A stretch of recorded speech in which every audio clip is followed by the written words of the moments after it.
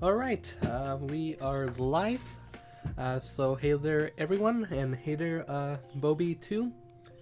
Let me know before we get started if the audio is fine, such as if the music too high or low, I can adjust it, as well as the mic audio, if it's too high or low, and we can get started. And let me actually switch my screen so you can actually see my screen. So there we go, you should be able to see my Godot. So hey there everyone, welcome. So yeah, if there's any issues with the stream, let me know and I'll try to fix them as soon as possible. But so basically in this stream I'm going to be showing you how to create a settings menu as part of the GoGodotJam. So this is basically what we're going to be making here. So this is the end result. So let me actually launch it. And let me actually mute my music so you can actually hear the music from the project. So you should be able to hear the music from the project. So this is what we're going to be making. So a settings menu such as this one here, where we can toggle full screen or windowed mode like this. We can turn on VSync, display FPS. We can do Max Fps. So if I actually turn off VSync, this will actually affect how much FPS our game can have, such as you see. It goes down to 30. And then bloom, such as this, brightness, master volume, and then some gameplay settings such as FOV and mouse sensitivity. And these you can't really tell from the settings menu, well, from the start menu. Let me actually go into the actual game project itself. So if I actually adjust the FOV here, you will notice that it actually does affect the 3D scene. And the mouse sensitivity also does work. So this is what we're going to be making in today's stream. I'm using version 3.4 of Godot. Well, I actually updated it today, and I made sure that the project still worked for it. So yeah, this is what we're making. So I actually did include the GitHub project link in the stream description. So if you actually want to follow along, you should be able to just go to the GitHub page and actually download the starter project. So this is the GitHub page. So if you want to actually go ahead and download the starter project, you can. The link should be in the description, and basically you just click this button here and then download a zip file. It has both the completed project and the starting project. So if you want to follow along, you can go ahead and download it and follow along. And let me actually turn on my music again, since we're actually going to be making the settings menu work. So let me actually move this out of the way so that we can get started on the starter project. So this should be the starter project. So let me just move this one to the second monitor.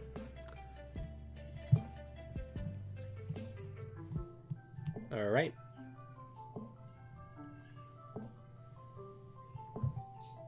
It's 1 a.m. in Germany, sadly can't watch this live.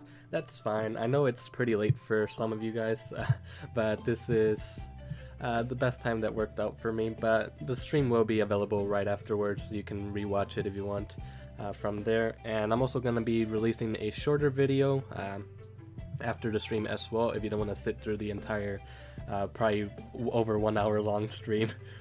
So yeah, let's actually get started. So as you can see here, I already have a start screen, which, as I demonstrated earlier with the finished project, we're going to show our settings menu when we click the settings button here. And then we also have in our GUI folder a pause menu, and we're doing the exact same thing here. So we're going to show our settings menu when we click the settings button here. So let's actually make the settings menu so that we can actually go ahead and actually do that. So the settings menu is actually going to be a pop-up. So you can go ahead and actually create a new scene, and let me just make sure that I have my reference project up, because to make the specific settings menu I'm making, there's quite a bit of nodes involved with it. So I just want to make sure that I'm actually following the reference project properly. It's 4:30 a.m. there. Yeah, it's pretty late, or pretty early in the morning for you guys, for some of you. But anyway, let's actually jump right in and get this done. So we're gonna, like I said, start with adding a pop-up as the main node for this new scene, and we're gonna simply rename it to settings menu. And let's actually show it so that we can actually see it on screen. And we're not actually gonna have it do the full rect for the layout. We're actually gonna define a size for it. So go over to the inspector, rect, and then we wanna specify a min size. So something like, I think I used something like 920 by 590 or something like that in my reference project. And then we're actually gonna go over to layout, and then we're gonna anchor it to the center. So this is where our settings menu is going to be placed. So as a child of the pop-up, which is now called settings menu, we want to add a color rect, if I can spell. So color rect, which is going to serve as our background for our settings menu. So just go ahead and rename it to background so we know exactly what it is. Go over to layout and then do full rect, and then you can change the color in the inspector to whatever you want. I'm just gonna go with like a grayish color. Something like this should be fine. You can choose whatever color you want though. So from here, we want to select the settings menu once more, and then we're gonna actually add a tabs container. And we're going to be using a tab for the settings menu. So go over to layout, full rect, and now we have a tabs container. And now we can actually add our tabs. So as a child of the tabs container, which let's actually rename to settings tab while we're at it. So setting tabs. Make sure you actually spell it right. Like so. And then we want to start adding our tabs to it. So go ahead and add a tab as a child of it, and then we want to rename this to the specific setting that we want to adjust. So in this case, we're going to rename it to video, like so. So as you saw here, when we renamed the tab, it also renamed it up here in the actual preview. So I actually want these tabs to be left aligned. So to do that, I'm going to select the settings tab here, and then in the inspector, I'm going to select the tab align option and go and put left here, and now our tabs are left aligned.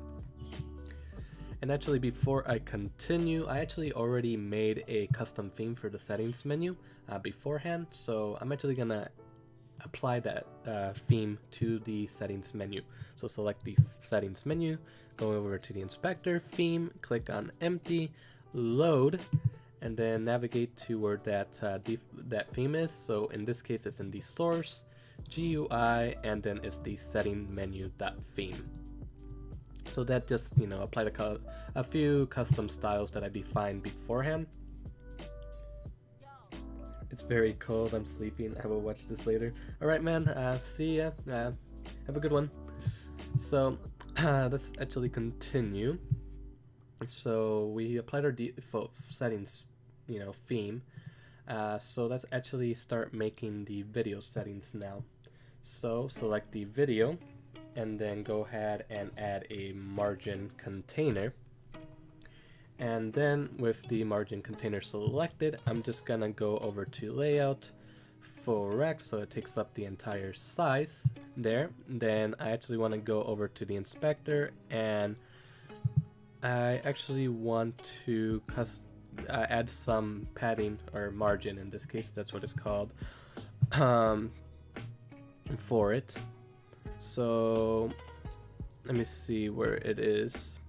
So yeah, theme overrides.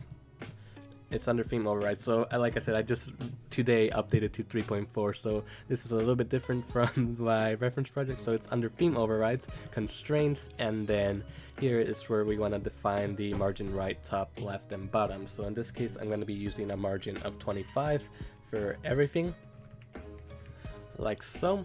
And this is going to make it so that anything we put as a child of it won't be directly, you know, on the left side or the right side. It gives it some padding essentially.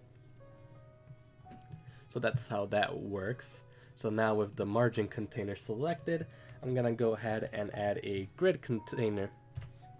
So this is where we're gonna actually place the actual settings. So let's just rename this to video settings.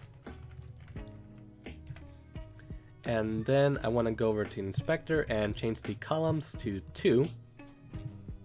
And then I can start adding my labels and buttons. So let's add a label as a child of it. And then this is going to be the label for our screen mode or display mode. So let's just call it display mode.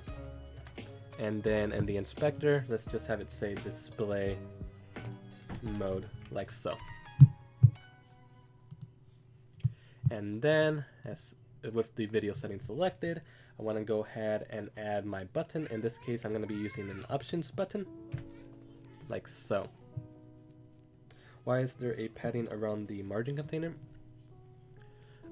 So the way margin containers work is you can basically use them to give padding to your elements if you don't want them to be directly on the left side. So for example, if I select the margin container and I get rid of the margin left here that I defined, as you can see now it's directly aligned to the left, and I just want to give it specify a margin left here, so it gives it some padding so that way it's not directly, you know, to the left.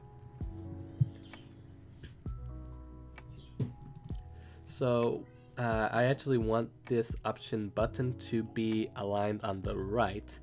So to do this, the way I'm gonna go ahead and actually do it is I'm gonna mess around with the size flags. So in the inspector, there's an option called size flags. And then here, I wanna actually, for the options button, I want it to uncheck fill, and instead I wanna check expand, and then I wanna check shrink end for the horizontal. And as you see, it's now right aligned. Now it's a bit small, so let's actually define a min size for it. So go into the Rect options here, or properties, and then specify a min size. I believe in my reference project I am using a min size of 300. Let me actually make sure that's not, or actually no, we don't want to specify a min size for this. The actual text that or item that we put here should actually define the size for it. So actually ignore that. Instead, we want to go over to items up here and then click add. Then this is how we actually get the text to show. So the first option is going to be windowed. And then we want to click add once more to add our second option. In this case, it's going to be full screen. And then click OK. So now we have two options for it. So we can either select windowed or full screen. And you can actually see this in action by going up, and then there's a selected option here. So by default, it starts at negative, it should start at 0 by default. And then the next one is full screen. So full screen is index 1, and then the default option that's selected is index 0, which should be windowed. Yes, but the margin container doesn't fully use all of the tab, does it? That's kind of puzzles me. Oh, you mean this little here area? That's actually interesting. I'm guessing there's some sort of padding with the small padding with the settings tab or the video. It's with the video actually. It seems that it's with the video, so the video is here. So the margin container is actually taking up the entire space for it. It's just the video is this specific size. So I'm assuming there's a actual H separation stuff here, so you can probably mess around with the constraints here for the you know, the tabs container to get rid of that margin if you want. It's not much of an issue here, honestly, so we're just gonna continue with it. So the next option that we want to add is vsync. So for the vsync, we're basically also going to add another label as a child of the video settings. So go ahead and add a label and rename it, and we also have to rename our options button. So let's actually do that right now before we forget. So let's just call this display option button, like so that we clearly know what it is. And let's actually put display mode label so we know it's a label. And then this one is going to be the vsync, so let's just call it vsync label, and make sure that we actually give it the proper text in the inspector. So it's just gonna say vsync so that we know what it is. And then for this one, we're just going to be using a checked button. So add a child to the video settings, and it's going to be a checked button. Check button, not check button. All right, so it's a check button. And as you notice, it's actually taking up this entire size here, which we don't want, because if I actually run this local scene here, and let me actually save it before I continue. So let's just save it in our source GUI folder, and I'm gonna call it settings with all lowercase and using you know, this sort of naming convention, as it's in the Godot styling guide. It actually recommends you use this type of naming convention, so that's why I'm following it like this. But anyway, you can call it whatever you want and save it wherever you want. I'm just gonna save it here. So I'm running the local scene. So the issue right now, and actually there's no way for me to actually see it because the settings menu by default is hidden. So let me actually add a script to it real quick while I'm at it. So let's go ahead and add our script. It's being saved in GUI as settings menu. We're gonna make it an empty script and create. So just for testing purposes, so that you can see what I'm, you know, trying to explain. If I make a function ready here, and then I show it by doing pop-up centered here, this is gonna show the settings menu when it's ready. So it's when I launch the local scene, it should show up. So if I launch the local scene, as you can see, the settings menu shows up. And the issue I was talking about earlier is, since this button here is actually expanding to about here in size, and we click here, it's actually toggling it. And we only want it to toggle when we're actually clicking directly on the button. And since we're clicking here, if you notice in the actual GUI or interface here, when I select the check button, it's taking up this entire size. So I don't want that to happen. So we have to fix that with the size flags as well. So go into the inspector, size flags, and uncheck fill, and then do expand and shrink end, like so. And that, as you notice, now it's just this size here. It's not, you know, going all the way over here.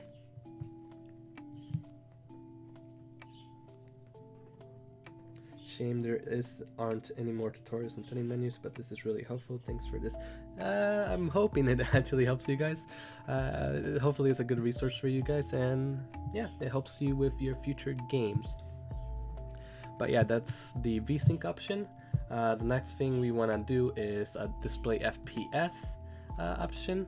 So let me actually rename this before I forget as well, to vsync button. And I'm gonna add the display FPS as this sort of button as well, so a check button. So I'm just gonna select the vsync label and the vsync button and do Control D on my keyboard to duplicate them.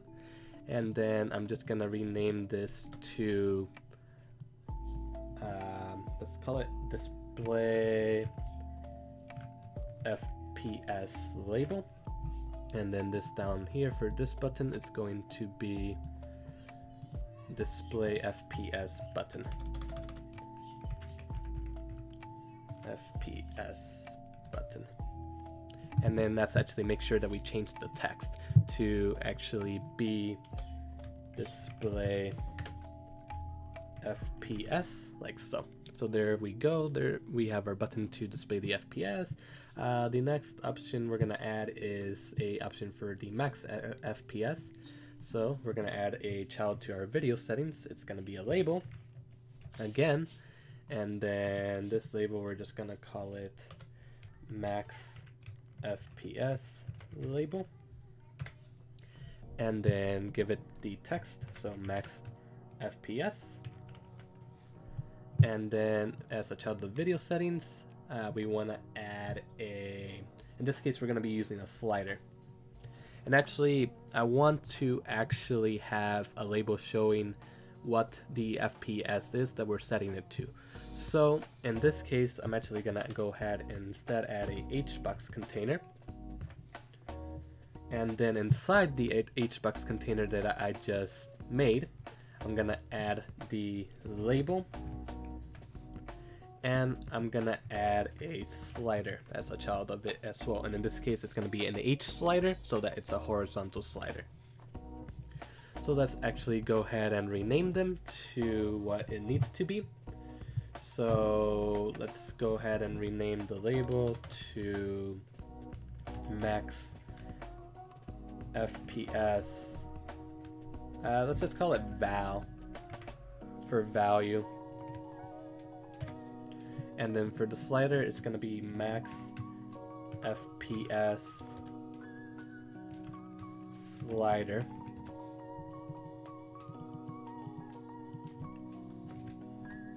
Alright, that should be good. Now, there's, some issues with the sizing again.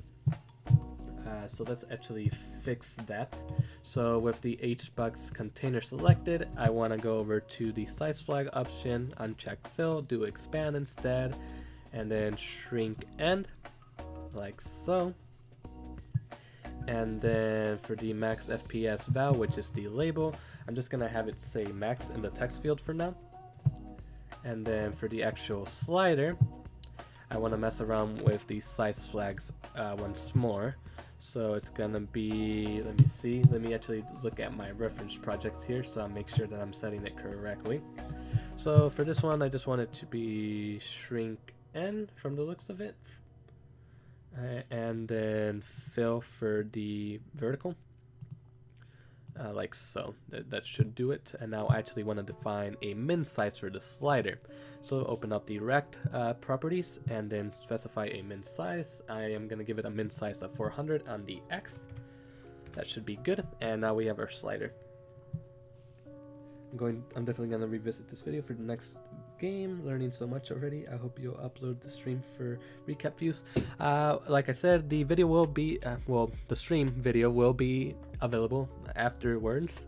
And I'm actually also uploading a shorter video as well if you don't want to sit through this entire live stream. In this live stream I'm going more in depth than what I did in the shorter video, but you'll have both options available after the stream. But yeah, let's continue. And before we forget, with the Max FPS slider, we actually want to set up some min and max values here. So let's actually go ahead and do that right now. So for the Max FPS, the min value that I want it to reach is 30. So this is going to be the min value we want our FPS to be. So the min value is going to be 30, and then the max value we want it to be able to be at is going to be 500. We're actually going to make it so that in the code, if it's 500, then there's no limit to the FPS, but we're just going to set it to 500 for now. And then for the value here, this is where the default value is going to be set to. So we're just going to have it set to the max value, which is going to be 500. So make sure you actually do this. So that does it for the Max FPS. So next we want to add an option for bloom. So this is going to be the same thing as the display FPS. It's going to be just a label and a check button. So we can just select those two things and duplicate them with Control D. And then we can just move them down below the HBox container, like so. And then just make sure that you actually rename it to what it's supposed to represent. So in this case, the Bloom label. Like so, and get rid of the 2, and then the other one is the Bloom button.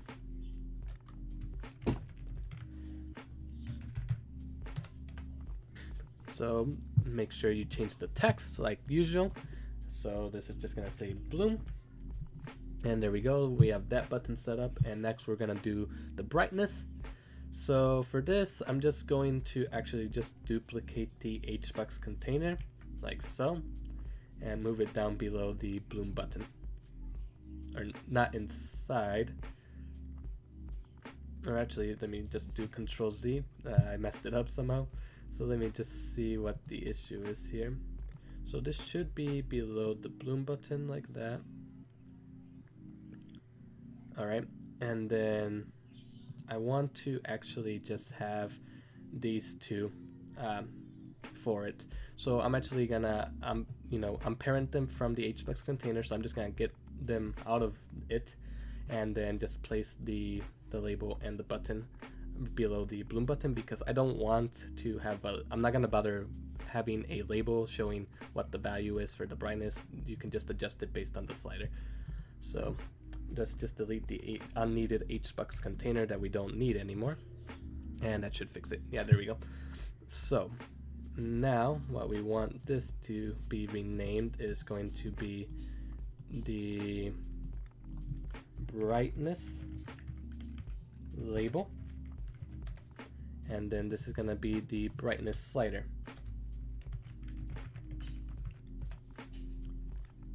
Make sure you change the text to say brightness.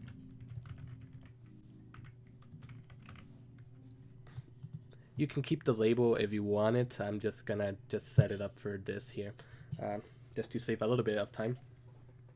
Unfortunately, I cannot share the links here as they won't show up, but it is linked in the video description. Oh yeah, the GoGodotJam website is linked in the description, as well as the GitHub project that includes the completed settings menu, as well as the starter menu, the starter project file if you want to follow along with the stream, as well as a couple other links such as the music that I'm using in the project, as well as who made them. So you can find all that in the description. So yeah, this looks good. Now we do want to make sure that we actually define the min, max, and value for the brightness slider as well. So in this case, we're gonna give it a min value of 0, a max value of 2, and then step, we're actually gonna change the step to 0.1, and then value is gonna be set to default by a default value of 1 should be good. So the step is basically by how much the slider increments by. So that looks good for all our video options. I want a little bit more spacing between them though, so to do that, I'm gonna select the video settings, which is our original grid container, theme override, constraints, and then for the V separation, I can define a specific value for that. So in this case, I'm going to use a V separation of 20 just to give them some more vertical spacing. So yeah, 20, and that looks good to me. So that does it for our video settings. So we can actually go ahead and minimize this so that it doesn't take up the entire area here. And we're just gonna select the video setting and do Control D to duplicate it, and then we're gonna rename it to audio settings instead. Audio settings.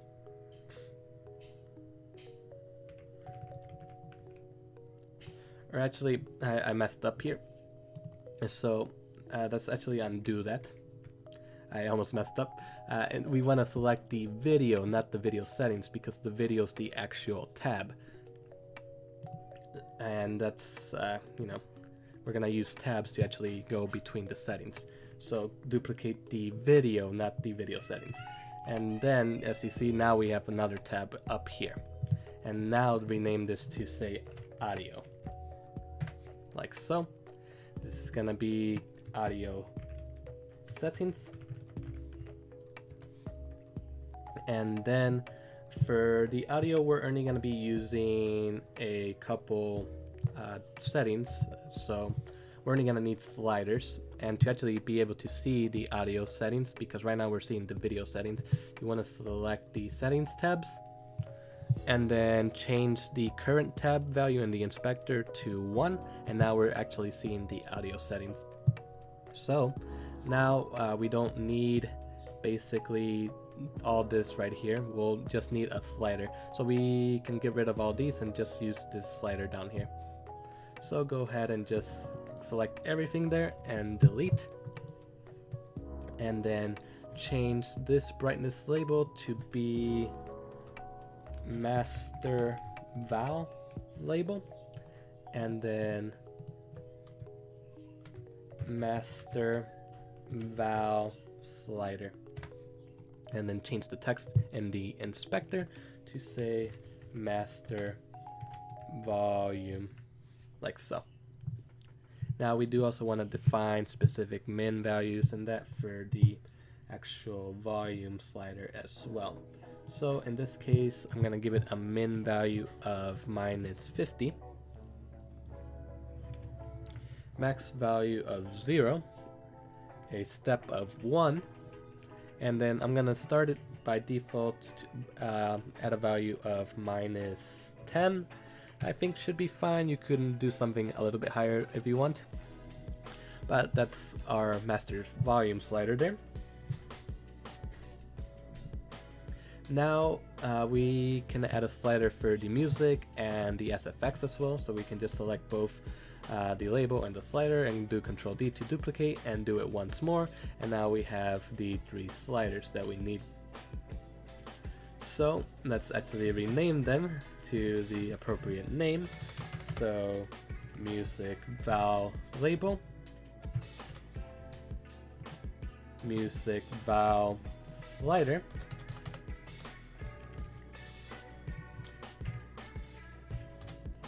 and then SFX val label, and SFX val slider.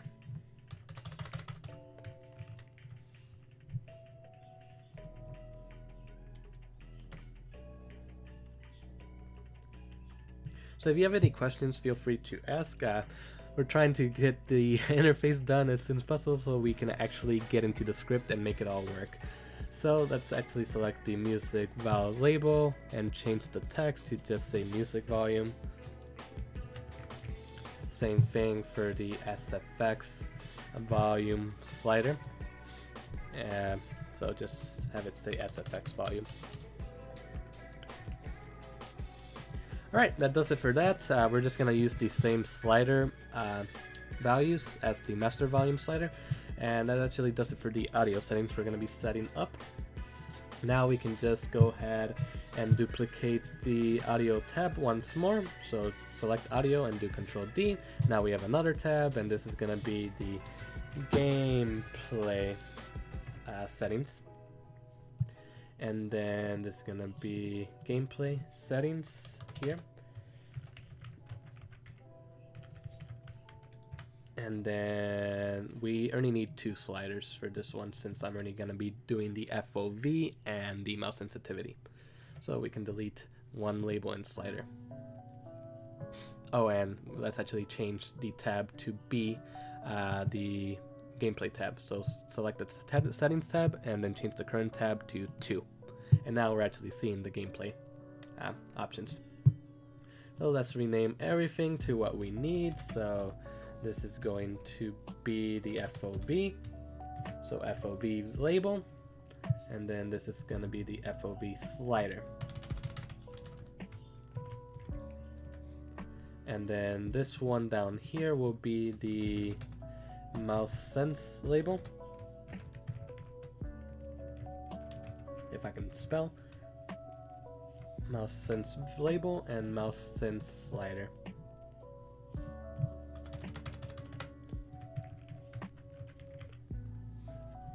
Alright, and then let's just change the text to say FOV, and this is going to say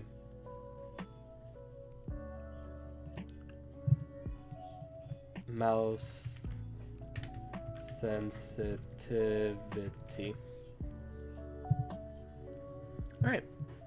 And actually for this one I do actually want to display what the current amount is, so we actually need another label. So it's going to be similar to the video where we're actually using a label for the Max Fps. So let's just duplicate the HBox container in our video, and then let's just move that down into the gameplay as a child of the game settings. And now let's actually delete those two nodes that it's a child of the HBox container and add the so we're gonna move the FOB label above the HBox container and then parent the FOB slider into the HBox container, and then we'll just add a label here and move it above the FOV slider, and then this is gonna be the FOV val is what we can call it. And then here we're just gonna set it to default text to say 70. And then let's do that for the mouse as well. So let's just duplicate the HBox container, get rid of the nodes, and then parent the mouse slider into it, and then move the mouse sense label above the HBox container. It's actually, I accidentally parented it. I don't want it to be inside the other HBox container. I want it to be its own node, so it should look something like this. And then we needed to add another label to this one here, and then move it above the mouse sense slider as well. Alright, so we're actually basically done with the actual interface. Let's just rename this to mouse sense val. And yes, this stream will be available afterwards. So yeah, this all looks good to me, and let's actually give it a text of 0.1 because that's the default mouse sensitivity. So that's all fine. Now let's actually set up the default values that we need. So the FOV slider is going to have these defaults here. So in this case, it's going to be a min value of 30, max value of 100, step of 1 is fine, and a default value of 70 because that's going to be our default FOV. And that looks good. And then for the mouse sensitivity, I'm going to give it a min value of 0.05, and let's actually make it be 0.05 so we clearly know it's a float value. And then max is going to be, I don't know, let's do something like 5. You can adjust it how you want though. Let's just do something smaller. Let's do 3 because this value actually drastically changes the sensitivity. And then step is going to be 0.01. Default value is going to be 0.1. Alright, that actually does it for all the actual interface bit. Now we can actually finally start making this work. So let's actually just, minimize all this here and change the current tab to 0 so that it's our video settings that are selected. And if you haven't already, go ahead and attach a script to the settings menu. And we're not gonna need this for now, we're just gonna do pass for now in the ready function. So the way this implementation of the setting menu works is I'm actually gonna need multiple scripts. So the way the settings menu is going to work is it's going to act more as a controller, and it's gonna control the settings through a global settings script that I'm gonna also make here. So for right now, for the settings menu script, all we want to go ahead and actually do is we want to start connecting all our signals for the different options. So go ahead and open up your video tab, and then go and select the button, such as the display button. Go over to node, and then connect an item selected signal to the settings menu. So we're just gonna leave it as pass for now, and then go ahead and connect all the other things as well, all your buttons and sliders. So the VSync button, in this case, is going to be a toggled signal connected to the settings menu. And then same thing for the display FPS button, it's going to be a toggled signal. Then for the bloom button, it's also a toggled signal. And actually I skipped the Max FPS slider. Let's connect that. So the Max FPS slider is going to be a value change signal. The bloom button is going to be a toggled signal, and then the brightness slider is going to be a value change signal, all connected to the settings menu. So that does it for the video settings. Let's do the audio settings now. So the master vowel slider is going to be a value change signal. The music vowel slider, same thing. And then the Sfx slider, the exact same thing. And now let's do gameplay. So FOV slider, value change signal, and then mouse sense slider, value change signal, all connected to the settings menu. So this is how our script currently looks, such as this.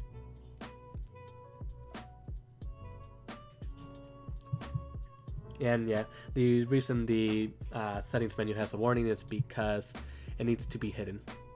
And that's why, by default, it needs to be hidden.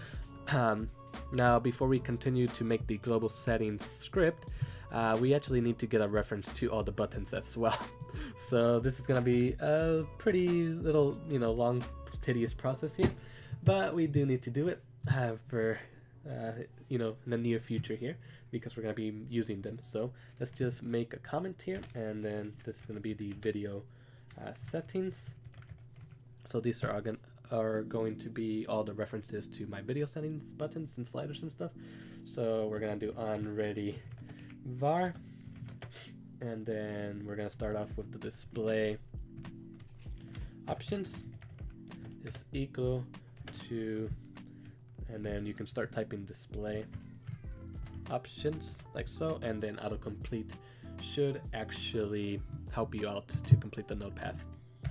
Next, let's do this for the remainder options and button sliders and everything else that I'm using for the options here. So the VSync button is going to be equal to the VSync, and for some reason I'm not getting autocomplete. So if you're not getting autocomplete, you can actually go ahead and directly select the node path from the actual node itself. So let's go to select our VSync button here, and then you can actually right click on it and then do copy node path. Go back to the script and then do $, and or money sign, and then paste the node path you just copied. So that should be the proper path to it. Oh, and the reason it wasn't working is because I forgot the var keyword here. So now it should stop giving us that error. Let's continue. onReady var display FPS button is equal to display. This is quite tedious, but we do have to do it. Display FPS button. onReady var max FPS val should be the next setting, is equal to the max FPS val. Whew, this is taking a little while, but we'll get it done. onReady var bloom button, or actually it's the Max FPS slider next. pretty much, yeah, should be the Max FPS slider. Max FPS Slider is equal to the Max FPS Slider. We're almost done with the video settings here, and then we can move on to the rest of them. On ready, var bloom button should be the next option, is equal to bloom button. And lastly, on ready, var brightness slider is equal to the brightness slider, or not the label, it needs to be the slider.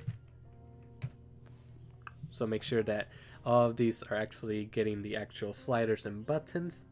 We do need to actually select the label here, so the Max FPS val, because we're going to be showing what the current setting is, you know, what the value of that current setting is. Alright, that does it for all those options. Now let's get the video, the reference to the video, or the audio settings here. So let's write another comment. So audio settings, and then let's start getting a reference to them. So on ready, var master val slider is what I called it, I'm pretty sure. Let me just make sure. So master val slider, yep, that's what I called it. It's equal to the master val slider. Then on ready, var music val slider is equal to the music. Don't forget the money sign. And then the music val slider. Alright, and lastly, it's the Sfx slider. So on ready, var Sfx val slider is equal to the Sfx val slider. Alright, so that does it for the audio settings, and lastly we just need the gameplay settings. So add a comment, gameplay settings, on ready, var, and then FOV slider, and we actually also need the actual value also, so I think it's actually going to be FOV val is what I called it, I believe. So let me make sure. FOV val, yep, so that's the label showing the current value of the FOV slider. So it's equal to the FOV val, and on ready, var FOV slider is equal to the FOV slider. We're almost done. Man, like I said, it's a bit of a long, tedious process, but once you have it all, you know, defined and stuff, we can get going. So since mount, or val, let's just call it val, because that's what we're calling it, is equal to the mouse sense val, if I can type. And lastly, on ready, var mouse sense slider is equal to the mouse sense slider. Alright, we're finally done getting a reference to all of it. So we can actually make our global settings script now, so that we can actually start getting this working. Finally, right? It's been a long process, but we can finally get to making it all work. So go ahead and in your script, go ahead and go File, New Script, and then we're just gonna call this Global Settings. It's gonna be empty, and then I'm just gonna go ahead and save it in the source folder. You can go ahead and create a new folder for your autoloads or your singletons. I'm just gonna save it in the source folder. Click Open, and then click create to actually create it. Now before we actually forget, we want to go to project settings, autoload, and then we want to actually select it. So navigate to where it is, select it, and then click add to add it as an autoload. As you can see, I already have my music here as an autoload as well, so that the music automatically starts playing when I launch the project. Anyway, we can do close for now. So now we can actually start making this all work. So we're gonna start with the toggle full screen option. So let's define a custom option. So func toggle full screen is what we're gonna call it. It's gonna take in a value that we're gonna pass in from our settings menu. So like I said, our settings menu is basically gonna act as a controller, and it's gonna pass all the values to this script here, and then this script is actually gonna affect the project or game. So func toggle full screen value is going to, in this actual function, we want to do os dot, and then window full screen is equal to the value that we're passing from the settings menu. So the way this works is if I control click on OS, and it opens up the help documentation. So the OS is the operating system functions, and if you scroll down, you will notice that it has a property called window full screen. It also has window borderless if you want to also set the window to be borderless and so forth.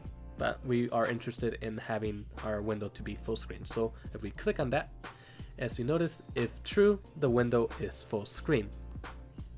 So that's how it's going to work. So we're passing a value from the settings menu, which this is the actual option button that's controlling it.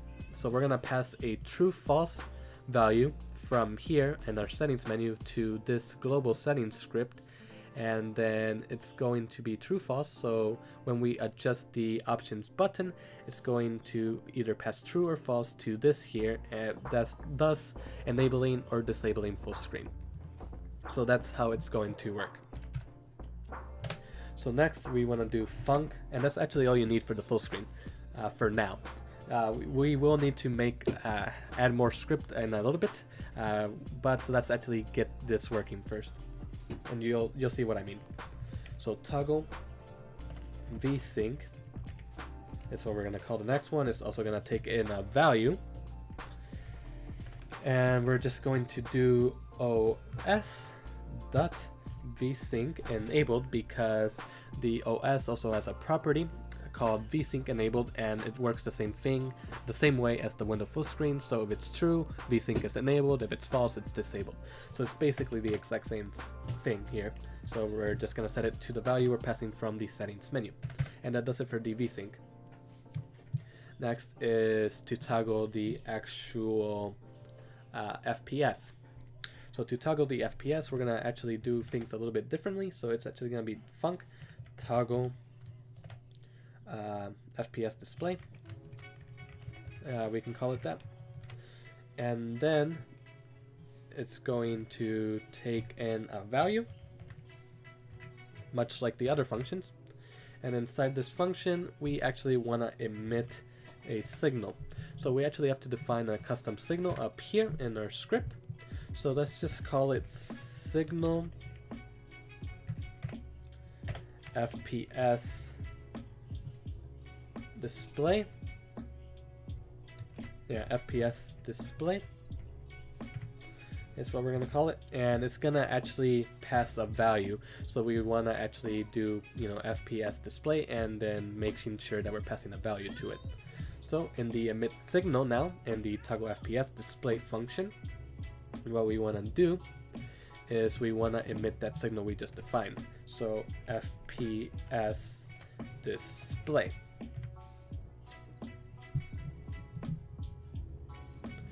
Or actually, it's going to be called FPS displayed. So let's just change it to, be called that. FPS displayed. And then, comma.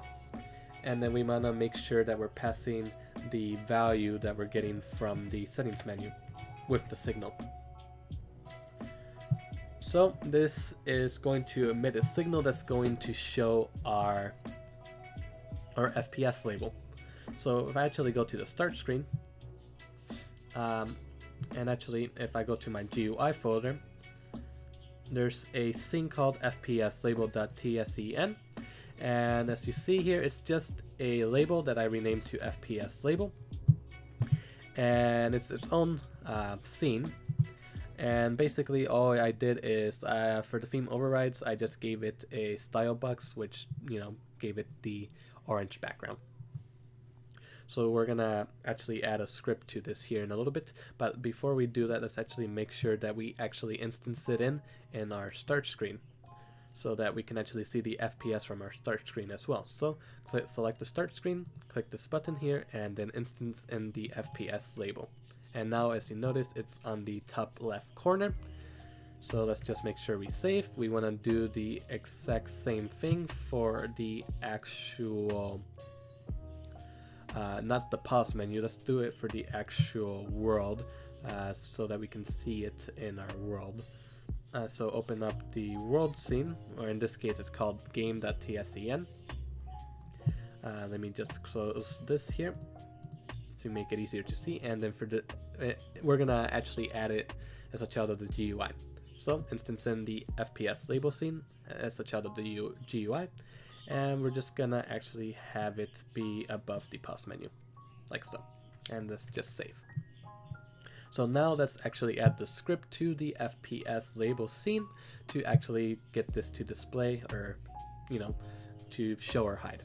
So go ahead and add a script.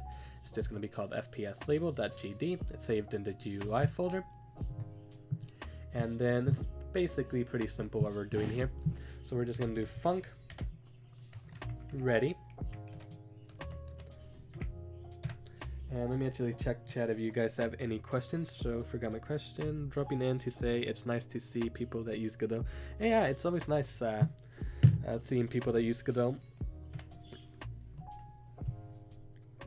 I've been learning Godot for the past year, and I'm still learning quite a bit, so it's always nice seeing what the community's up to and learning from the community.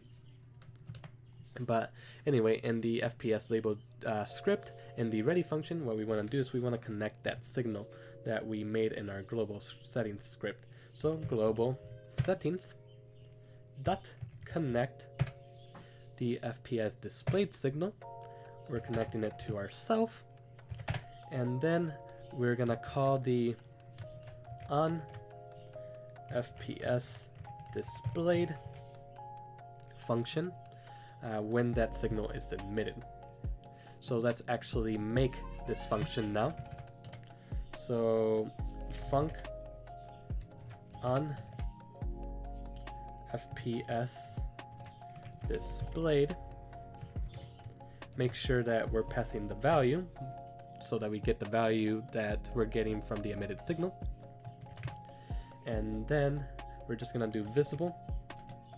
Visible is equal to the value. So the value we're passing in is gonna be true and false, so it's gonna set the visible to true or false, thus hiding and showing the FPS label. Now lastly, we also wanna actually make sure that we're actually updating what the label says, because right now it just says FPS 60 and it's just gonna keep saying that. We actually need to update this. So to update it, we're just gonna add this in the process function. So func process, and then it's just gonna be text is equal to quotes FPS colon, and then I'm gonna actually use a handy feature in Godot. So if you do the percentage, which is the modulo, so percentage sign s, and then mod again, square brackets, and then to actually get the FPS, we do engine, so we access the engine dot get frames per second. So if I control click engine, it accesses the engine properties, and as you scroll down, as you see in the methods, there's a method called get frames per second, which does exactly that, returns the frames per second of the running game. So this is how we're getting the FPS. So this is actually, so by doing the mod and then square brackets engine and so forth, it's actually going to replace this mod s with this value here. So we're formatting the string by doing this. You could, you know, do the other way as well, where you just have it be like that, and then you just do plus str to cast it as an str, like so. And so this would convert this value here to a string, but I prefer doing it the other way. I think it's just cleaner. So this is gonna take care of displaying the FPS. So that actually does it for that actually. So let's actually move on to the next setting. So let's just make sure we save, and let's go back to our global settings script and continue from there. So the next setting that I want to do is, let's actually give this a little bit more spacing.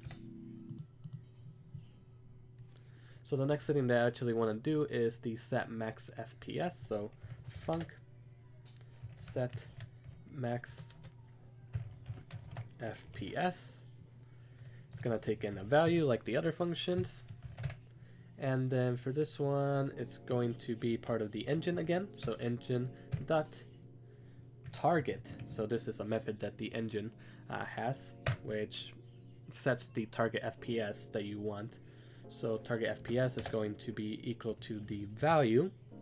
And like I said earlier, when I was making the interface for the actual settings menu, so if I actually show the settings menu and I get the Max FPS slider here, so the way we want it to work is when it's 500, we don't want to limit the FPS. So to do that, in the global script, the global settings script, we are actually going to use a ternary operator. So we want to do engine.target FPS is equal to value if the value we're passing is less than 500, else 0. The reason we're setting it to 0, if we control click on target FPS, it says the desired frames per second. If the hardware cannot keep up, this setting may not be respected. A value of 0 means no limit. So by having a value of 0, we're putting no limit to the target FPS. So that's how this is gonna work. And that actually does it for the set max FPS. Let's move on to the next one. So func, and it's bloom. So toggle bloom. It's also gonna take in a value. And then we're going to just also do it similar to how we're displaying the FPS. So we need a custom signal for this one as well. So signal, and then let's call it bloom toggled. So I accidentally deleted the signal keyword. So bloom toggled is what we're going to call it. It also needs to pass in a value. And then in the actual function, what we want to do is emit that signal. So emit signal bloom toggled, and then pass the value with the signal. And that does it for that. Next setting, func update. So it's actually pretty easy to update the settings in Godot. It's just a bit time consuming, as you saw with actually making the interface and actually getting a reference to all the buttons and stuff like that. But once you actually have all that defined, it's pretty straightforward on how to actually, change the settings. So we're gonna use another custom signal for this one as well, because we don't have the brightness is actually part of the world environment. And same thing for the toggled bloom. The reason we have to use a signal is because it's also part of the world environment, and we can't just do engine dot world environment dot bloom or something to access it. We need to actually modify the world environment that we're using specifically. And we're gonna do that through signals. So signal for the bloom, or for the brightness that is, and this is gonna be brightness updated.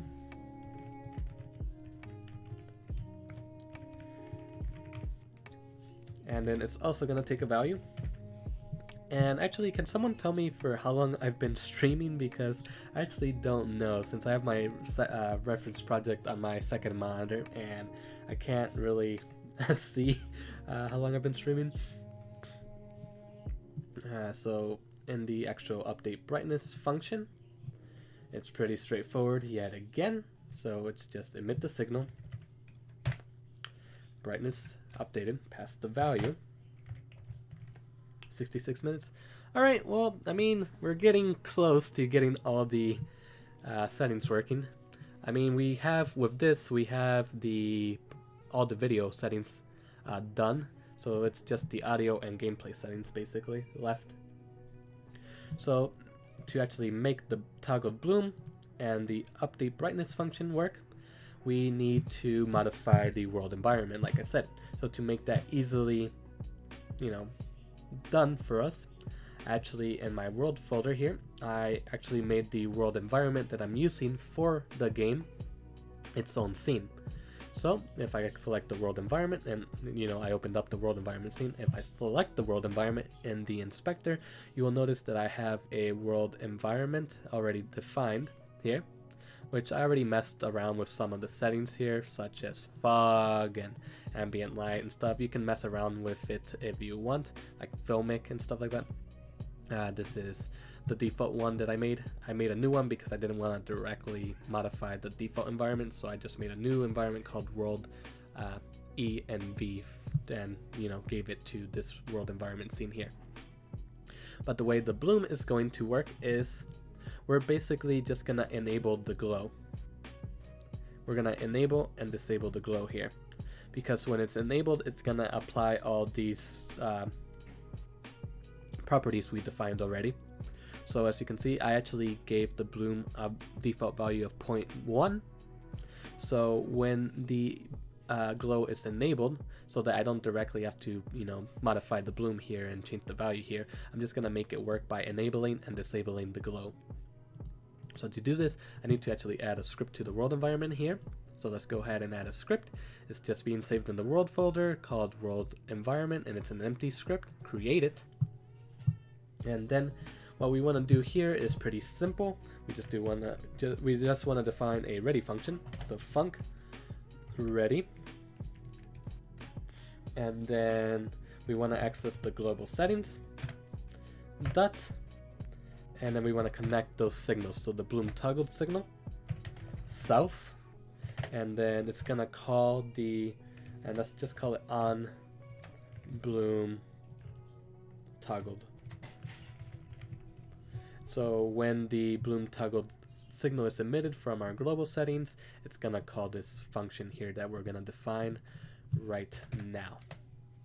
So func on bloom toggled, make sure we're passing the value, and then to access the glow enabled property, or the glow, to enable the glow, if I select the environment and the inspector, like I said, we're just going to enable and disable this glow here. And the property to that, if you hover over enabled, is you can see it's glow enabled. So to access that, we just want to do environment to access the environment that we're giving our world environment. So environment dot, and then the glow enabled, and then we're just setting it equal to the value. And that just does it for the bloom. So that should actually work. So now let's do the brightness. So func And actually I have to connect the signal first, so on the ready function, let's connect that signal. So global settings dot connect the brightness updated to ourself, and then it's gonna call the on brightness updated function, which we're going to define right now. Func on brightness updated. Pass in the value, and then pretty simple, it's also going to be accessing the environment, and then dot, and then it's just the adjust brightness property is equal to the value. So like I said earlier with the bloom, if you go to the inspector with the world environment selected and you open up the environment here, if you scroll down, there's an adjustments options menu here, drop down, and as you can see, if we hover over brightness, the property is adjustment brightness. So we're modifying this value.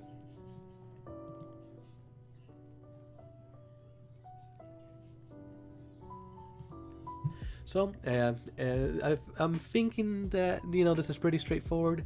If you have any questions, like I said, feel free to ask. I'll try my best to answer them, but I think it's pretty straightforward. But yeah, that actually does it for all our video settings. Now we actually need to do the audio settings. So let's just save everything. So for the audio settings, let's actually open up our music scene. So this is the music scene, and let me actually turn off my background music that's playing right now so you can hear it. So the way you adjust the music settings is, so by default I have it at a volume of 0, and then I have it set to autoplay so that when we launch the game or the project, it will automatically play, and that's also why it's a singleton. A singleton is just, it basically means that you can access that scene or script from anywhere. But it automatically plays when the game launches. So the way the actual settings, to get the settings to work and adjust the volume, it works through audio buses. So down here there's an option for audio. So if we select it, you notice that there's a master bus here. So we want to actually add different buses. So we want to add more buses for the different audio we want in our game. So let's add one for the music, and let's add one for the SFX. So let's rename this to music, and then this other one to SFX. So the most important option for this is for my music, which is just an audio stream player. You will notice in the inspector there's a property or an option called bus. It's currently set to the master bus. We want to set this to the music bus. And then if you had any sound effects, then you would want to do the exact same thing for that specific audio stream player or audio stream player 2D, depending on what you're using. You want to set the bus to the specific bus that you want it to use. So this is actually going to be working on the music bus. So if I actually have enable playing here, and then down here I adjust this slider in the music, you will notice that it's actually affecting the volume of our music. So let's actually reset that by clicking this here, bus options, and then reset volume. Now you notice this drop down here. This drop down is basically for the parent of this bus. So right now it's set to master. So that means that if we adjust the master bus here, it's also going to affect the music bus. So as you can see, if I lower it, it affects the music bus as well. And if I increase it, it makes the music louder. Let's reset that volume. So that's how buses work here. Now depending on the order of the buses here, you can set different parents. So for the music, since it's our second bus, the Ernie bus ahead of it is the master bus. So Ernie, the master bus, can be the parent of it. But for the Sfx, in front of it is the master and the music buses. So we can actually have it be a child of the music. So if I do that, and you actually can't hear it since I don't have sound effects for this particular project, but if I were to actually change the volume for the music bus, it would actually affect the sound effect bus as well. So let's reset the volume once more, and let's actually change this to master because I only want the Sfx to be a child of the master. So now that we have our buses saved or made, let's actually just save the music scene while we're at it. We can actually make the music settings work. So let's just uncheck playing so that the music's not constantly playing for now. Alright, so let's actually go back to our global settings script. So hopefully that explanation on buses, was you guys understood it. So let me just actually turn on my background music again while I get the music to actually work here. Is there a way to adjust how you see the access command, that instead of seeing glow enabled, you see environment.global enabled when you hover over it? I'm not quite sure what you mean by access command. I mean, for the world environment, like you said, if you hover over the bloom, the thing enabled, the specific property, it will give you the the property name that you want to actually adjust. So for the glow, it's the glow enabled. For intensity, it would be glow intensity, and so forth. And we need to access it through the environment of the world environment. Oh, and I did actually fail to mention beforehand, if I go to the start menu, you will notice that the world environment is actually part of the 3D part of my start menu. So if you didn't notice, my start menu actually combines both 2D and 3D to get like a little, in-depth settings menu. And then I have an audio player to actually play like a little animation with the camera moving slightly. But the world environment is actually also part of my game here. The reason it's part of my start screen and my game is because I actually want to be able to tell that the settings are changing from the start screen as well. So that's why I have it instanced into the start screen and the actual game level. Anyway, let's actually get back on track and make the music settings work. So for the music settings, go to the global settings script, and then let's define a custom script. So we're just going to call this func update master val. It's going to take in a value, and let's actually just call it val so that we know exactly that it's actually taking in a volume. So all we here is pretty straightforward, honestly, since we can actually directly access the buses without having to emit a signal. So to update this for the master bus, all we need to do is access the audio server. So audio server dot, and then set, and then the property we want is set bus volume dB. So this is a method or property of the, so it's a method of the audio server. So the audio server is just a low-level audio access, which has all these different properties that you see here and methods. So if you want to mute the volume, there's a set bus mute and stuff like that. Anyway, let's go back to the actual global settings and then pass in the value to this method, or the val, because we called it val, not value in this case.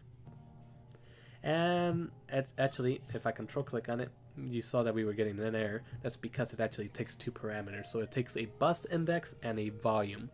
So we need to define the bus index. So in this case, since the master bus is the first bus here, that's 0, so it's index 0. So it works kind of like an array. So it starts at 0 and then it goes up by 1.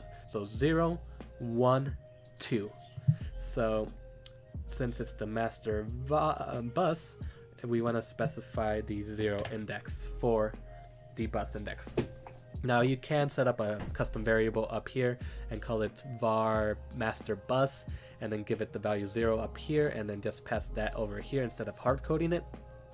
If you want, I'm just gonna hard code it in this case because it doesn't make too much of a difference in this case. But if you wanna, know exactly what that value is, then you can, define a custom property and then actually give it the value there and pass it to this. And that actually does it for this. Now, I'm actually only gonna do the master volume for this stream because it's just the exact same thing for the music bus and the SFX. And I don't, like I mentioned earlier, I don't have any SFX or sound effects in this particular project, so I'm just gonna be updating the master volume, and that should also affect the music, since the music's a child of the master bus.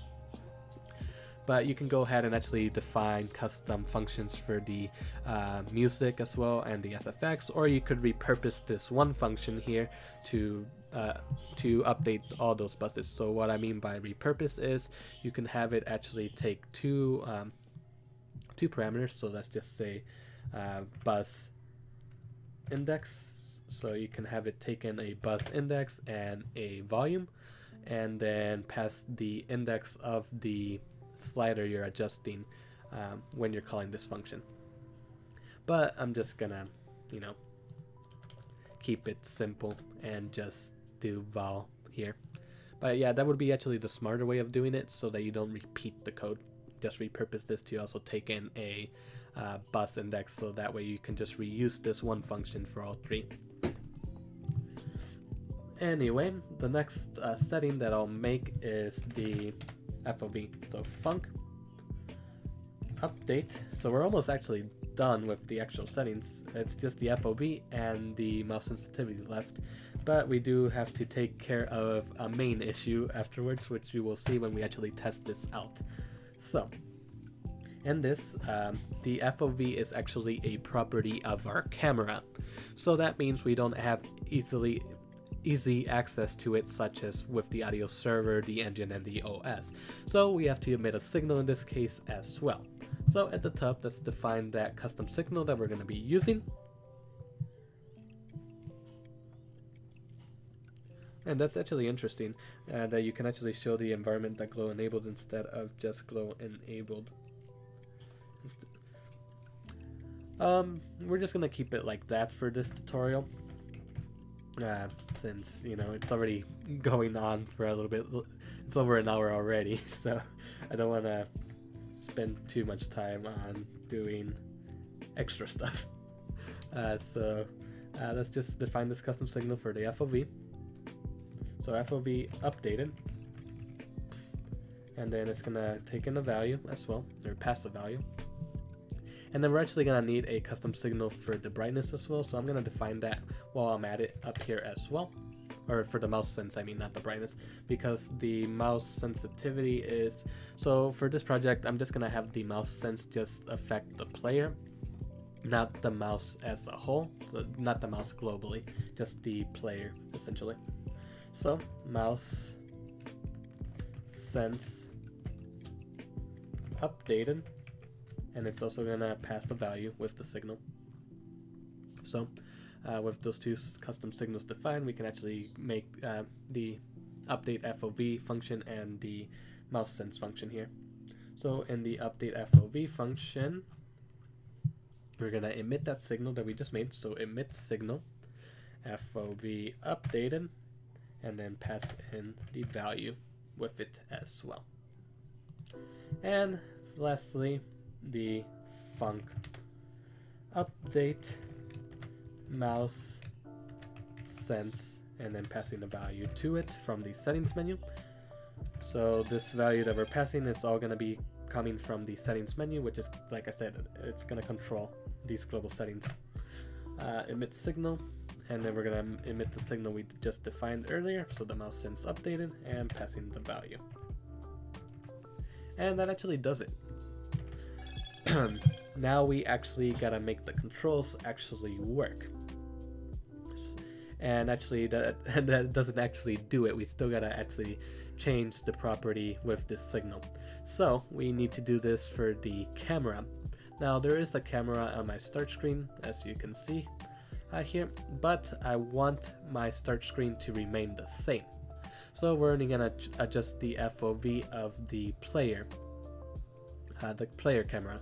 So go ahead and open up your player scene, select the camera, and as you notice, there's an FOV property here. This is what we're gonna be adjusting with that custom signal.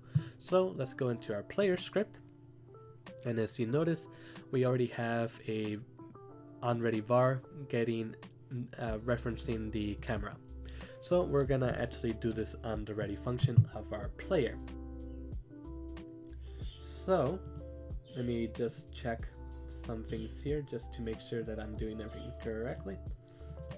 So for this, in the ready function of our player script, we're gonna do global settings dot connect, and we're connecting the FOV updated signal to our self, if I can spell, self, and then it's gonna call the let's call it on FOV updated, and then we might as well connect the signal for our mouse sensitivity while we're at it as well. So global settings dot connect the mouse sense updated signal to ourself, and then it's gonna call the, if I can write quotes, it's gonna call the on mouse sense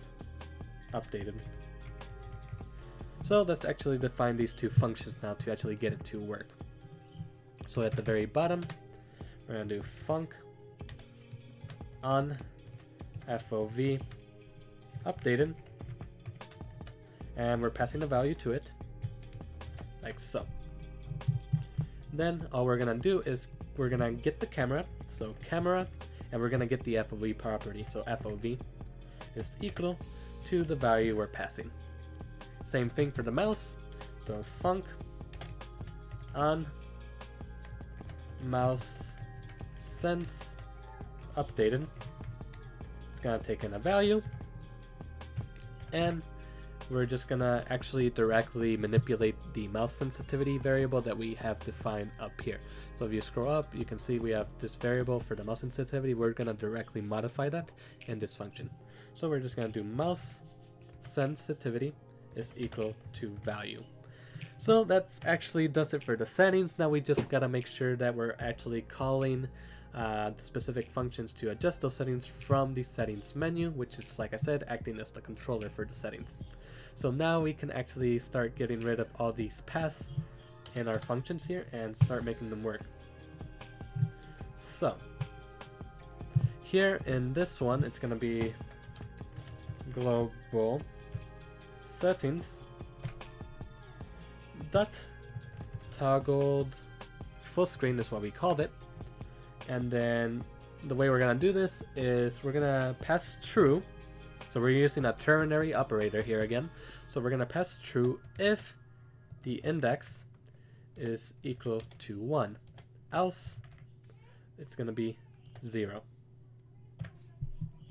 So this index here, if I select the display options button and I show the settings menu, by default the index of the selected is set to 0. So, or by default it's set to -1. We want it to be by default set to 0. So I already actually did that here. So if this index here is 1, then it's going to be full screen here. So we, in our script, if that index is equal to 1, we're passing true because it's set to full screen. Else, that means it's not set to full screen, so we're just gonna pass 0, which is gonna set it to windowed. So that's how we're doing it. Or actually, it should say else false, not 0. It's so if it's not 1, if the index is not set to 1, that means it's set to 0.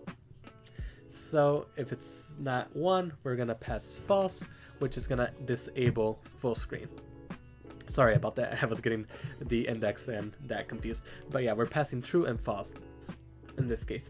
The reason I went with a this options button actually, instead of just going with a toggle button like the other ones, such as like the VSync button, is in case you want to go ahead and add the borderless windowed mode as well. So you can do here, you can actually do you know, pass true if index is 1, else false, and if you want to do the windowed mode as well, then you would, you know, call specific and then pass true if index is equal to 2, else, and so forth. So that's the reason I went with a display option. So that if you want, you can add that extra option as well. I mainly just work with full screen and windowed mode, so I'm not gonna do that for this particular example. Anyway, let's continue with all this. We're almost there. We're almost. We just gotta actually make all these buttons work. So that does it for the full screen controller, which is the options button. Now the next one is the VSync button. So for this one, it's global settings dot, and I believe it's toggle VSync is what we called it. So yep.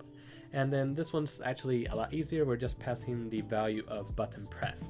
So button pressed is going to be a true false value, and we're getting that directly from the signal.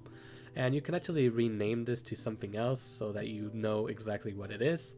For example, you can call it VSync on or something, and then make sure that you pass VSync on here if you want to rename it. I'm just going to keep the default name because I'm not too worried about that. Anyway, that does it for the VSync toggle.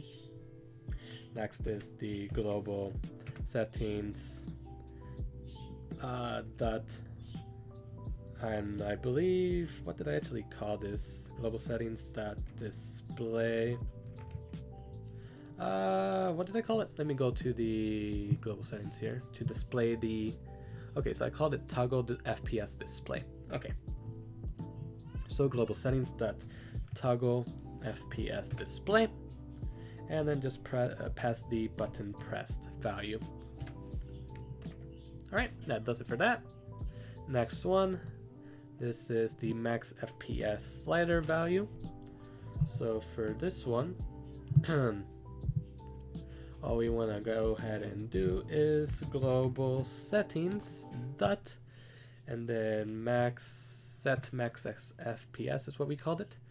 So set max FPS is going to equal where we're passing the value that we're getting from the slider. So that's all you need. Now, since we actually have a label showing this value, we also want to actually go ahead and actually do max FPS val, which is that label that's showing the current value of our, you know, current set max FPS. So we want to do .text to access the text property so that we can change it, is equal to, and then I'm actually going to use str here, and then to convert the value, because by default value is a float or integer value, and we want to convert that over to a string so we don't get an error. So we're going to do max fps.value.text is equal to str value, and we're going to use a ternary operator again here. So if value is less than the max FPS slider dot max value, and then else it's just gonna say max. So the reason I'm doing this is because, like I said earlier, if our max slider is the max amount value, which in this case is 500, we don't want to limit the FPS. So if it's below the max value, we actually want to show the actual value we're setting it to, but if it's the max value, which is 500, we're just going to have the text say max.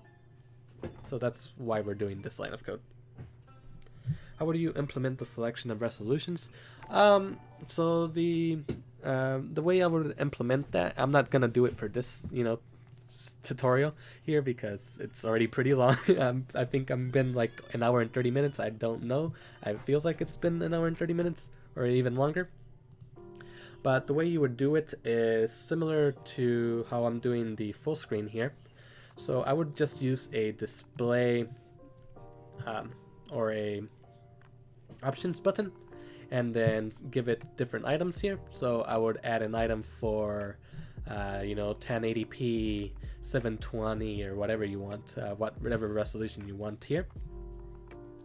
And then just like the display, the way we're handling the actual full screen, which is with this signal here that we connected from the button, we would have a function in our global settings. So global settings dot update resolution, and then you would pass, probably most likely in this case, the index. So if the index is 0, it's your first option. If it's 1, it's your second option. If it's 2, it's your third option, depending on how many resolutions you want to support. To actually get the resolution, or to set the resolution, we'll do it in the global settings, like I said, define a custom function for it, and then it's actually part of the OS. So it's actually part of the OS system operations. So if I do OS dot, and let me actually control on OS. So if you scroll down in the properties, you notice that there's a property here called, let me see, window size. So here in the window size, you can use this to set the size of your window. So the size of the window without counting the manager decorations. So then you just pass the values of your window size. In this case, it's a vector 2. So if you want, let's say 1920 by 1080, you would pass a vector 2 containing those two values. So vector 2, 1920, and then comma 1080, and then that would be the size of your thing. So then you would just check. So you would have a conditional here checking. So if the index that you're passing to it, so if the index is equal to 1, then do os.window.size is equal to this, else if do this, else, so and so forth. Or you could also use a match statement. That's how I would go about implementing it. But yeah.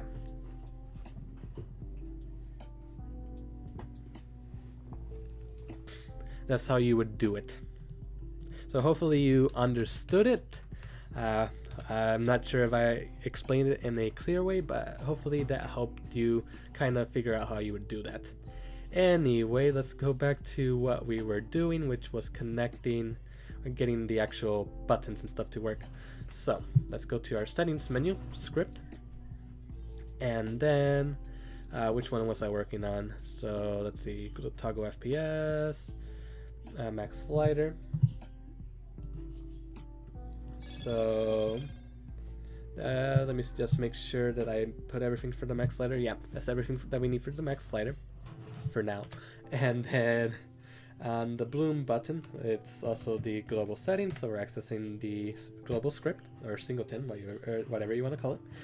Toggle bloom, which is the function we called it, and we're just passing the button pressed value. Pretty straightforward. Then for the brightness slider, it's pretty straightforward also. Global settings dot brightness updated, I think is what we called it, or we called it update brightness, okay, and then pass the value into it like so. And for the master volume, same thing, global settings dot update master val is what we called it, and then pass the value. Now since I didn't actually create a function for this, or I'm not repurposing the master val update master val function to work with all these, you would do the exact same thing here. You would do global settings dot update music val and pass the value. Same thing for the SFX, or like I said, you can repurpose this function that we have in our global settings to take in the to pass in a bus index and the value. So basically you would just do something like global settings dot if I repurpose this function. So let's just, you know, hypothetically, if we repurpose this function to take two parameters, which is the bus index and the volume value, we would just do here, we would just specify 1 for the actual music, and then value, and then that would pass these values to the global settings. And then for the this one down here, it would just be instead of 1, it would be 2. And that's if you're repurposing this one, the same function from your update master volume. Like I said, I'm not gonna go ahead and do that. I'm just gonna do the setting for the master volume, but these signals are already connected if you want to go ahead and do that on your own. Let's move on to the FOV slider, and for this we're gonna access the global settings dot FOV updated, I think it's what it's called, FOV or update FOV, and then pass the value. And this one also has a label showing the current value of our FOV. So like I said, it has a label like this here showing the current value of the slider. So since it does have that, we want to actually get that label. So in this case, it's the FOV val, is what we called it, dot text is equal to str value, and that should update the text. And lastly, it's the mouse sensitivity. So global settings dot update, and it's the mouse sense function that we defined, value, and then we want to update the label also because this also has a label. So sense val dot text is equal to str value. All right, so I think we can actually test this all out now. So if I actually test this out, so if I click play and I click settings, oh, I forgot to actually make that actually work. So let's go to our start screen, go into our start screen script, and when we're pressing the settings button, which is, you know, a unpressed signal for the settings button, which is, you know, here if I open up the main menu, this settings button here, so it's just a press signal connected to the start screen script. So when we press that, all we want to do, and let's actually get a reference to the settings menu up here. So on ready var settings menu, and did I actually instance it in? Okay, so I haven't actually instanced it in yet.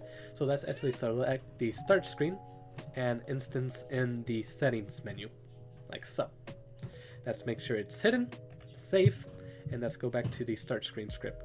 Now we can actually get a reference to it. So it's equal to the settings menu.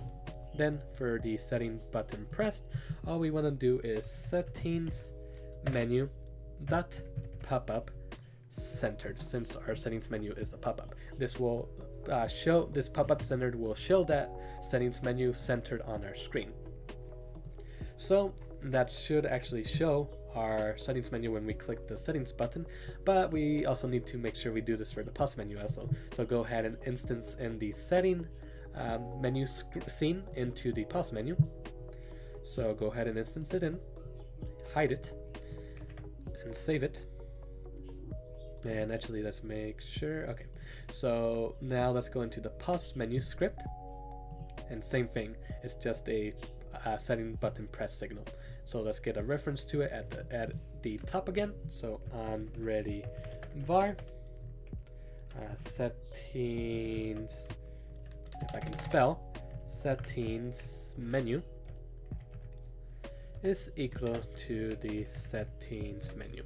Then on the pressed, for the settings button pressed, we show it the exact same way. So settings menu dot pop up centered, save. Now if we actually test it out, it should in fact be working, but you will notice that there's an issue here. So let me actually show you. So if I click settings, it shows up. If I go to display mode and do full screen, as you can see, it's full screen. Let's do display FPS, and actually it was showing by default, and I think that's because I'm actually showing it and not hiding it. So yeah, I'm actually showing it by default. So let's actually go to the FPS label scene and have it hidden by default. You could probably actually do it on ready here also. So on ready you can have it start hidden. I'm just gonna, hide it in the main scene for it. So it should be hidden in our FPS label and in our actual game. Yep. So now if I play and test it out. So if I go into settings, do full screen, it's full screen. If I do display FPS, it displays it. If it's on, if it's off, it doesn't show it anymore. If I turn on VSync, this goes to 60 because that's the refresh rate of my monitor and so forth. If I turn it off, it goes back up. Now, here, if the Max Fps slider is all the way up, it says max, but if it's not the max value, then it's something else, and it actually sets it to that up here for the FPS as well. Bloom is on, off, as you can see, it's actually having an effect. Brightness, you can increase it, decrease it, and let me actually turn off my background music so you can actually hear the music that's being adjusted from the settings menu. So I can adjust the music, as you can see. So if I put it all down, you can barely hear it and so forth. So it's all working. Now FOV, you can't actually see it because, like I said, we're not making it affect the camera for the start menu. We're only having it affect the camera of our player. Now you will notice that there's the issue that I was talking about if I actually put start game. So if I put start game, if I go into the settings or the pause menu settings, you will notice that it didn't actually save any. Well, the settings menu didn't actually save the option to be on or off. Some of the options are actually still on, such as the bloom and so forth, if it was actually on, or the brightness. But as you can see, it didn't actually save it saying on, off, and so forth. And also, the next time you launch the game, it actually doesn't have the same settings. So to actually save these settings, we need another script. And this is the last part of this tutorial, so we're almost done. It's been pretty long, so we're almost there. So to actually save all the settings, the way we do it is I need to make a save script. So, and with script selected up here, do file, new script, and then we're just gonna call this save. With lowercase because that's the naming convention I'm following. Select the folder that you want to save it in. So I'm just going to create a new folder, call it save, like so. You can call it whatever you want and save it there. It's going to be an empty script, create, and this is also going to be an autoload. So singleton. So go to project settings, autoload, and then select it. So save, and then add it. Close, and now we can finally start adding this last part of the tutorial. So we're almost there. So for the save script, it's gonna be pretty simple. So I'm just gonna do a const at the top, and then I'm gonna define a path to my save file. So save file is equal to, and then user : // and then the name of the file, so save file, and then .save. Then I'm just gonna do var game data, which is gonna be an empty dictionary by default. Then I'm gonna have a function ready, and then in the function ready I'm gonna do load data, which is a function I'm gonna define right now. So func load data. So in this function we're gonna do just that. We're gonna load the data. So var file is equal to file dot new. Then we're gonna check if a save file exists. So if not file dot file exists, I think I'm calling it right, yeah. File exists, and then we pass our save file to it. So save file. So colon. So here we're doing if a save file doesn't exist, then we're gonna do game data is equal to, and we're gonna define the default settings here. So if a save file doesn't currently exist, then by default we're gonna have full screen, which is what we're gonna this first here value here that we're defining with the string, that's gonna be the key. So full screen on is our key, and then colon, and then the value it's gonna have is gonna be false by default, and then comma, and then you do the rest of the settings. So the next setting is vsync on, and then the value it's gonna have is gonna be false. Then display FPS, it's gonna be false by default, and then max FPS by default we're gonna set it to 0 because earlier I explained that if it's set to 0, it sets it to not limit the FPS essentially. So we don't want to limit our FPS by default, so that's why we're doing that. Then the next setting is bloom on, and then it's going to be false by default, and then brightness by default I'm gonna have it be 1, and then master val, make sure it's actually a string, master val, because it gives you an error otherwise, and then it's gonna be -10, so by default we're gonna start it at -10.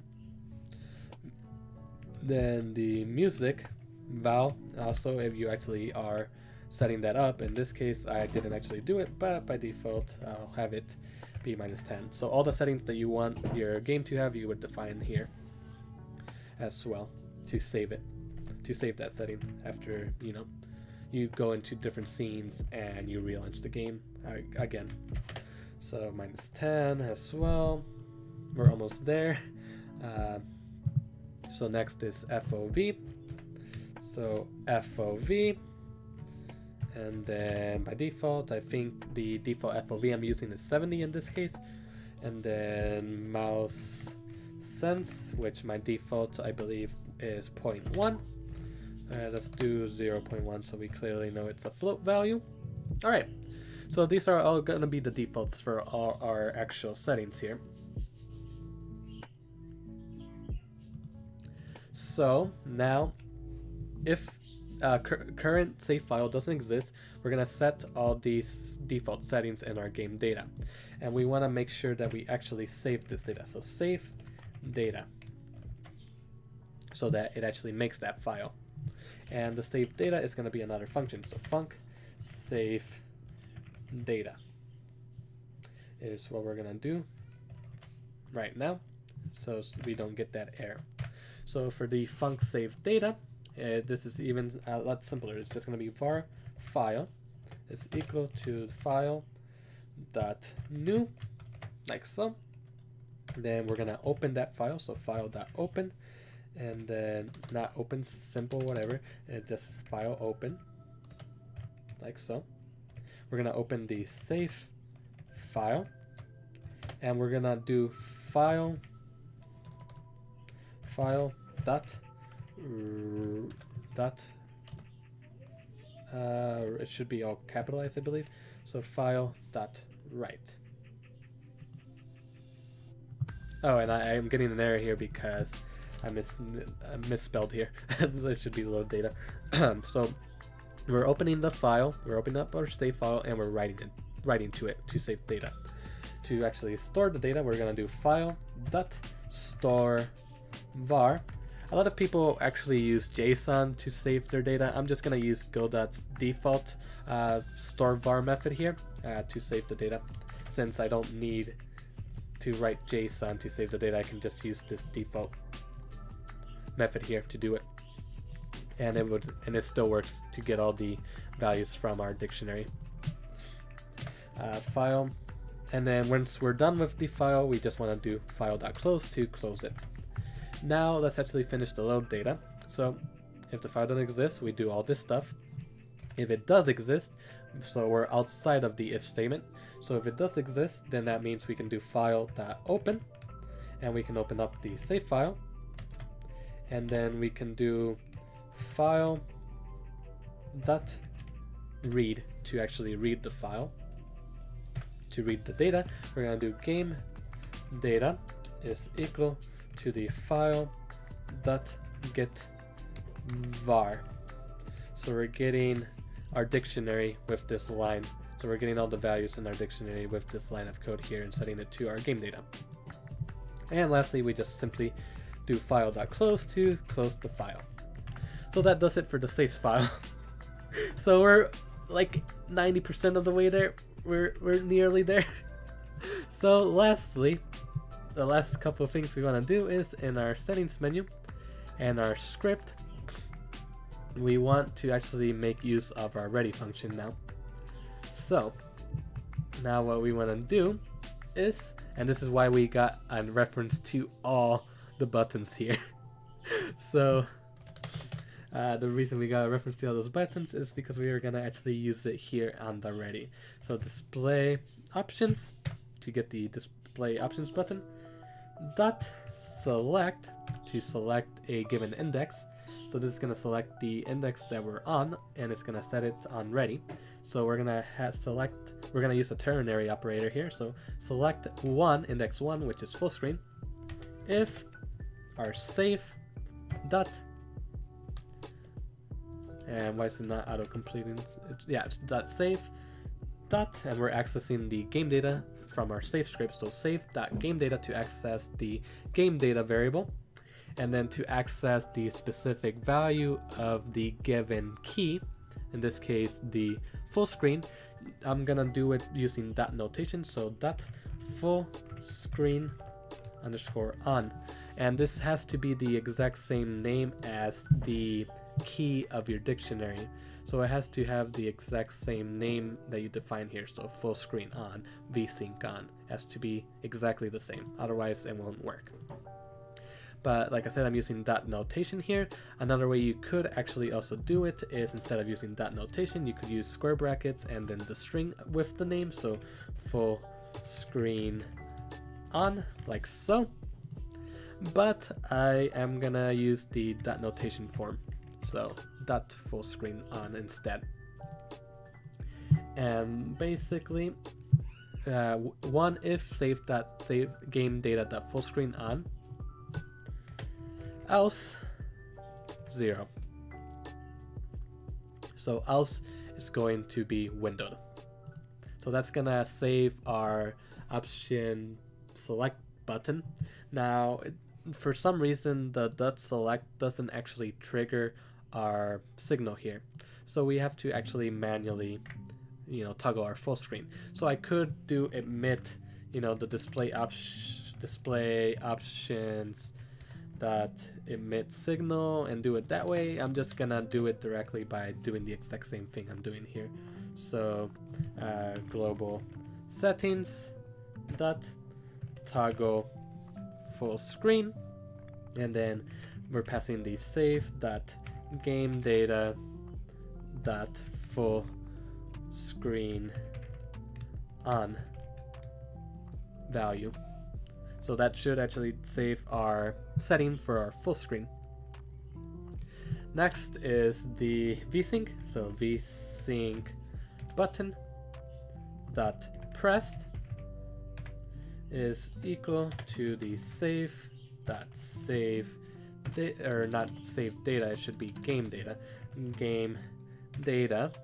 dot, and I'm pretty sure I called it vsync on, so vsync on, and that's all we need for that. Next one, display fps button dot pressed is equal to the save dot game data dot display fps is what I called it, I'm pretty sure. Display fps. Next button, which is, or slider in this case, is the Max Fps Slider, and then where you want to get the value. So we're going to set the value on ready of the slider equal to the save.gameData dot max fps is what I called it. Let me just make sure. Max fps, yes it is. Okay, let's go back to the settings menu script, and that's all we need for that. Next one, which is the bloom button dot pressed. So the pressed actually does trigger the toggled signals for the buttons, so we don't need to do like what we did up here with the toggles full screen. It just automatically goes through these signals. So this is going to be the save.gameData.bloom on. Next thing, which is the brightness slider, that value is equal to the save.gameData.brightness, I'm pretty sure is what I called it. That does it for all our video settings. Next, let's do the audio, which in this case I'm just doing the master slider.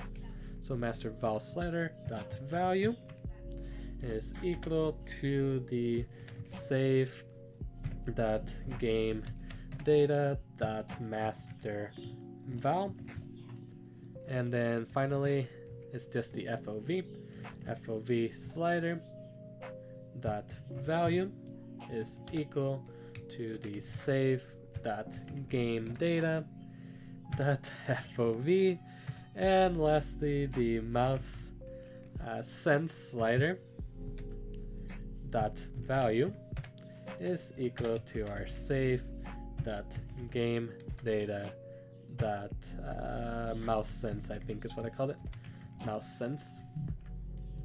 All right, we're 95% done. Final thing we do is in the global settings, global settings script, we want to save the new value in our save file.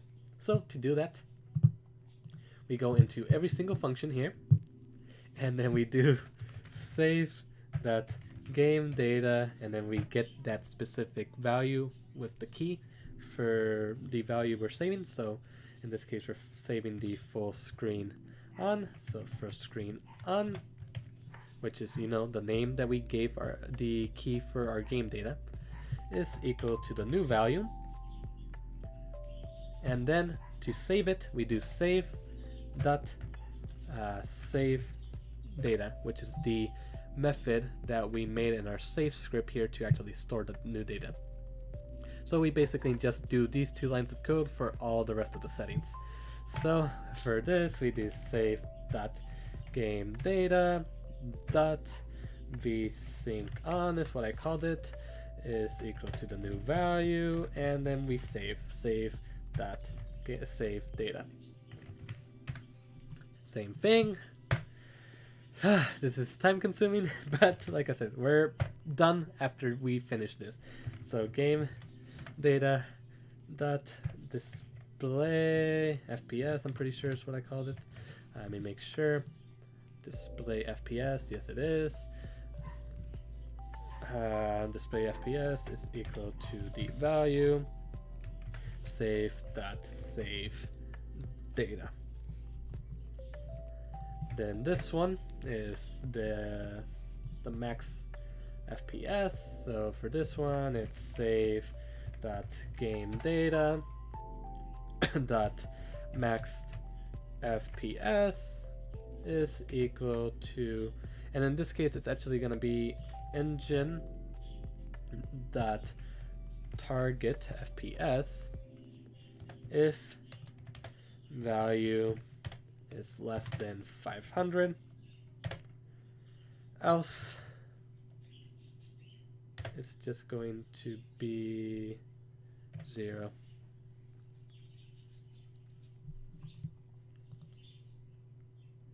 Or actually 500. Yeah, it's gonna be like that. Else 500. And then we just do save that save data. We're almost there. We're almost there. Just 5 more functions, or actually less than that. Oh, actually, yeah, 5, since I didn't define the music and that. Okay, almost there. So next one is the bloom. So save dot game data dot bloom on is equal to the new value, and then save dot save data. Lastly, brightness for the video settings. So save dot game data dot brightness is equal to the new value, and then save dot save data. Save dot game data dot master val is equal to val in this case because that's what I named it, and then save it. Save dot save data. Oh man, we're almost there. So just the update FOV and the update mouse sense left. So save dot game data dot FOV is equal to the new value, and then save data. So it's a pretty repetitive thing right here, but we do want to make sure that we are storing in the new value for the settings, so that when we change the scene or we relaunch the game, it has the exact value that we had beforehand. So save data dot mouse sense is equal to the new value, and then save data. And that actually finally does it. Oh man. And actually there's one last thing that I want to do. So for the master volume, if you decrease it all the way, you can still kind of hear the music a little bit. So I want to just make it so that it's muted if it's down all the way. So we're gonna do val. So we're gonna use a ternary operator here. So val if audio,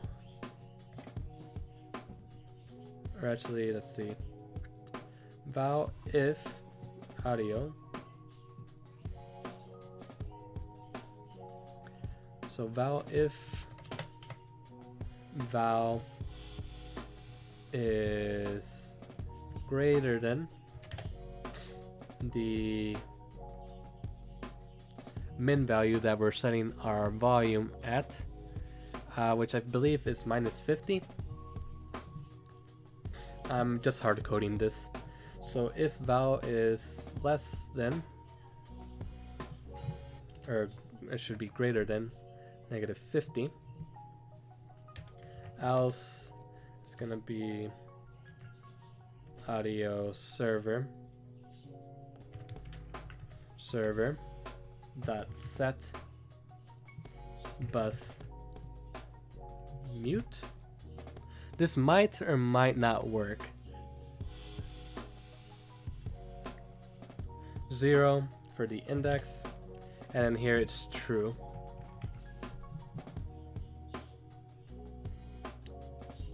So let me see here. And actually there's a better way of doing it, but let's actually not worry about it. So let me just remove that so before I break anything. But the way you would do that is you would check if the value for your slider is the minimum it can be. If it's the minimum, then you want to do audio.setBusMute.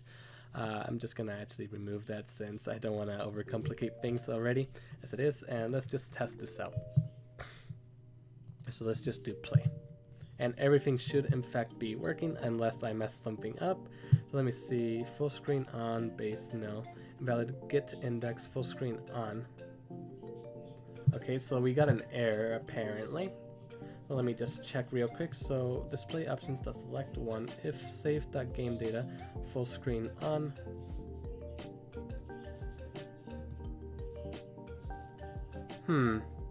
Interesting. So let me save. Actually, let me do project and then open project data folder. And let me delete the save file that's in that folder. And make sure that in my save, I'm calling the save data here. Okay, that is true. Full screen on should be the name. So let me make sure that I actually am doing that properly. So in the settings menu, let me make sure that it's actually the right name. Okay, so full screen on. Let's try relaunching it.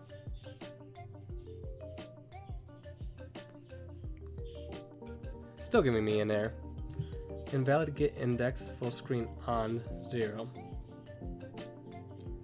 So display options dot select, and then index selects an item by index and makes it the current item that will work even if the item is disabled.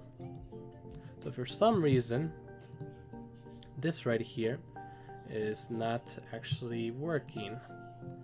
Display option to select one if save.gamedata.fullscreen on else 0. So let's actually comment out this line of code here for now and launch this to see if it's working. Huh, this is actually pretty weird. So let me see. Invalid get index full screen on. I don't know what the exact issue is. So is it just with the options menu? Let me make sure. I think it's something with my save script then, because it's not getting these values, which it should be getting those values, but for some reason it's actually not. So let me make sure. So func ready load data is equal to this var file.new. If not file.file exists, save data, game data, file.on, false. So all that is correct. Then we're saving the data. We're doing file.open save file, file.read, and then game data, file.get, var, file.close. Var file is equal to file.new, file.open, save file, file.write, file.store var, game data, file.close. So that all looks correct from my reference project. Let me look at my settings menu just to make sure that I'm actually doing everything properly. So that does look like it's proper. Let me just go to my project settings, autoload. This is enabled. So just to save, so close. Let me make sure that I'm not messing up anything in my signals.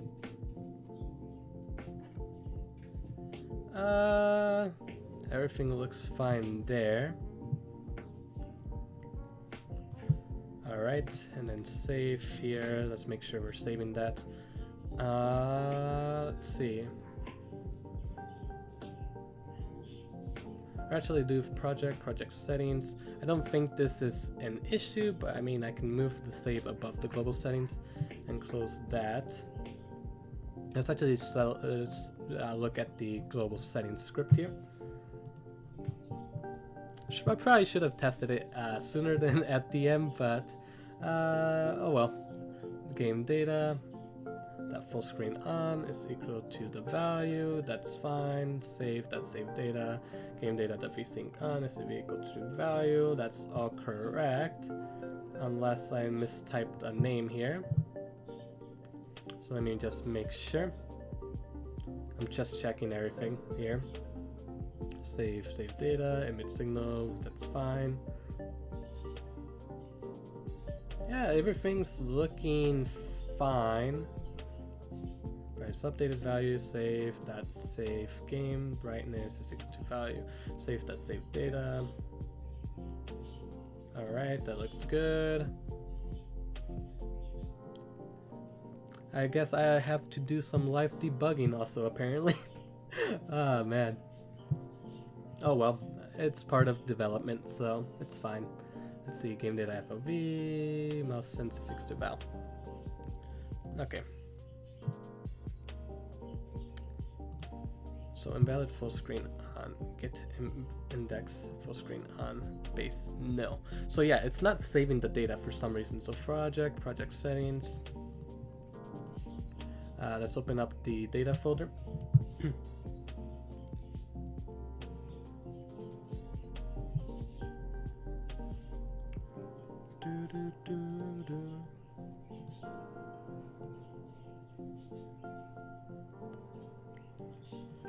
So here we do save data. So if not file.file exist, that should be correct. Then on ready, we load the data. So let me just do a print here. So print data loaded. So for now, let's comment out all this that's causing the error and relaunch this.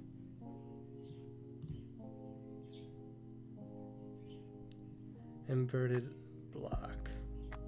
Nah, because I have to do pass. So let's just do pass for now and test this out. Okay. So it's something either in my settings menu or in my save script, which is weird because it's exactly the same as my save file, but data loaded. So that did load, which is good. Let's also print our game data. So game data. So let's print that.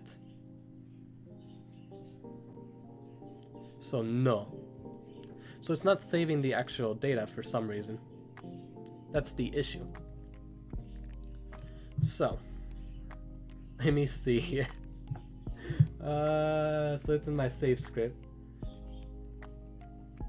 So let me just actually copy the code from my reference project and then just paste it into this here. It's the exact same code. So there shouldn't be a difference, but let's, save. And I'm not doing print, so let's actually do the print again so that I can tell if our game data is actually being set. Yep, okay, now it's actually working. So for some reason we had a weird issue in our save script. I'm not sure what it is. I'm probably mistyped something, or I'm not exactly sure because if you look at it, it looks the exact same. So I'm not too sure what the issue was there. Maybe some name or something, or it must have been something with the save data or this part of the code here.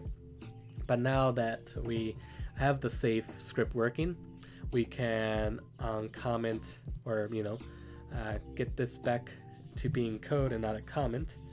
So there we go. And now get rid of pass since we don't need that. All right, now everything should be working. So if we test this out, it's still giving me an error. Wow. Invalid set index value on Hfps Slider with value of type dictionary. Oh, it's because I forgot to actually access the specific value. So we want to access the mouse sense.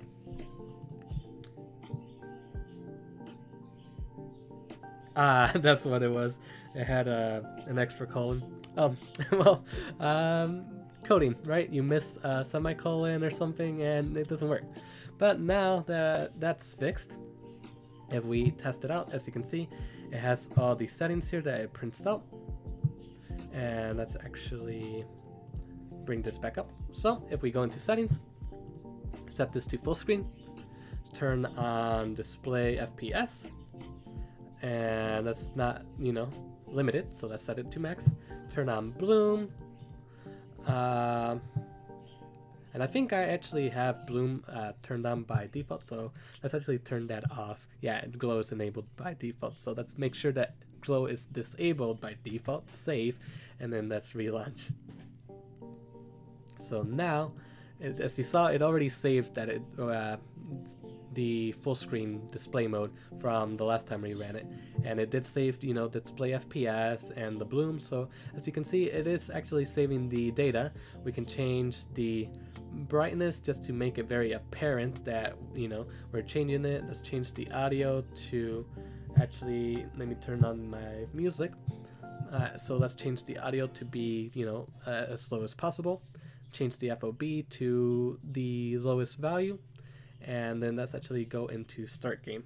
So as you can see, those settings were actually saved across the actual scene as well now.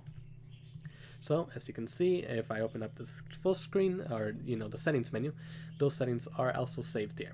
So everything is actually working finally. It only took what, like 2 hours, I think, or even longer.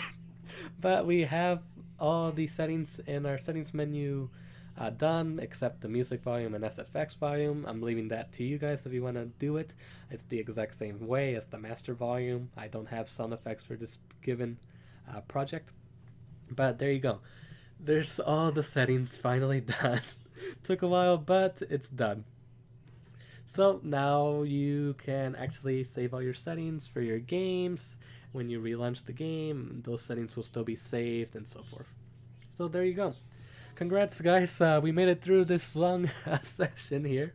So if you have any last minute questions or anything before I actually end the stream, feel free to ask me right now.